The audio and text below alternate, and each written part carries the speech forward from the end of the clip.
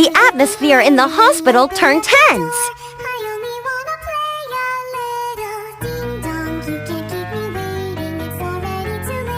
What lurks in that dark alley?